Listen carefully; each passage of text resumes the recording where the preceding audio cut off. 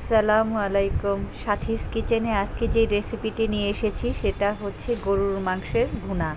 আজকে আমি গরুর মাংসটাকে ভুনা করেছি ঘরোয়া মশলা দিয়েই।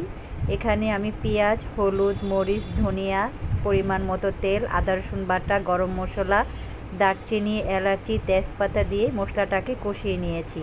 পরিমাণ মতো লবণ দিয়েছি। এরপরে আমি এখানে 1.5 কেজি পরিমাণ গরুর মাংস নিয়েছি। মাংসটাকে ভালো করে ধুয়ে ছোট ছোট পিস করে নিয়েছি। এরপর এই মাংসটাকে মশলার মধ্যে ভালো করে কষিয়ে নিচ্ছি। মশলাটাকে যেমন আমি ভালো করে কষিয়ে নিয়েছি, এখন সেই মশলাটার মধ্যেই আমি গরুর মাংসটাকে ভালো করে নেড়েচেড়ে মশলা মাখিয়ে নিচ্ছি। আমার অনেকটা কষানো হয়ে গিয়েছে, এর মধ্যে 2-3 বার আমি নেড়ে দিয়েছি। আমি আজকে গরুর মাংসের মধ্যে গোটা রসুন দিলাম। রসুনটা দিলে গরুর মাংসের স্বাদ ঘ্রাণটা আরও বেশি বেড়ে যায়, আর আমার বাচ্চারাও অনেক পছন্দ করে। ভুনা মাংস কিংবা কোনো শুটকি রান্নার মধ্যেও আপনারা গোটা রসুনটা দিতে পারেন। এটা শরীরের জন্য এবং খাবারের স্বাদটাও অনেকটা বাড়িয়ে দেয়। আমি মশলাটাকে দিয়ে রসুনটাকে আরও ভালো মতন কষিয়ে নিচ্ছি।